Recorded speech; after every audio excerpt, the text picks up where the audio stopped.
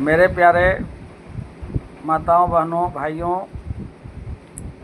आज मैं श्वसन तंत्र के बारे में आपको बताऊंगा। मेरा नाम राम अवतार पाठक, मुझे लोग हेल्थ गुरु के नाम से जानते हैं। आप जब सांस लेते हैं तो प्रकृति ने नाक में बाल दिया है जो छन जाता है, उससे भी जो महीन कण होते हैं वे हमारे यहाँ चिपचिपा पदार्थ होता है उसमें चिपक जाते हैं, यानी शुद्ध वायु हो जाती है। ऑक्सीजन की मात्रा 4% होती है, कार्बन डाइऑक्साइड 0.03% होता है, नाइट्रोजन 78% होता है। नाइट्रोजन तो जिस रूप में जाता है उस रूप में ही बाहर निकल जाता है। ऑक्सीजन जब हम सांस लेते हैं तो यहाँ लैरिंग्स होता है गर्दन के पास, जो सांस नली को और भोजन नली को अलग करता है। उसके बाद हमारे जो सांस नली है उसमें कार्टिलेज होते हैं जो उन्हें चिपकने नहीं देते। अगर कार्टिलेज नहीं होगा तो वह चिपक जाएगा, फिर हम सांस नहीं ले पाएंगे। देखिए प्रभु की कितनी अच्छी संरचना है। इसके बाद फेफड़ा होता है।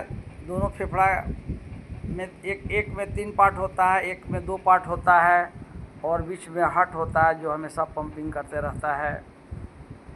जो ऑक्सीजन हम लेते हैं, ब्लड में हीमोग्लोबिन होता है और वह हीमोग्लोबिन ऑक्सीजन को लेकर हमारे शरीर के सारे सेल्स, जो करोड़ों सेल्स होते हैं, उन तक दौड़ जाता है। और वहाँ क्रेब्स चक्र चलता है, क्योंकि वहाँ माइटोकॉन्ड्रिया होता है सेल्स में, और माइटोकॉन्ड्रिया में क्रेब्स चक्र चलता है तो एनर्जी मिलती है और कार्बन डाइऑक्साइड का निर्माण होता है। फिर वहाँ से कार्बन डाइऑक्साइड, यानी सेल से कार्बन डाइऑक्साइड को लेकर हीमोग्लोबिन हमारे हार्ट तक पहुँचाता है।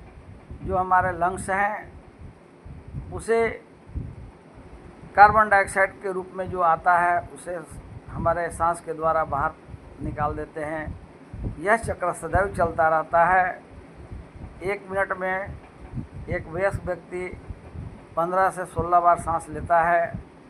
72 बार हमारा हार्ट धड़कता है, और सारे अवयव, जो मेरा ब्रेन है, मेरा किडनी है, लंग्स है, लीवर है, सारा प्रक्रिया इसी के तहत चलता रहता है।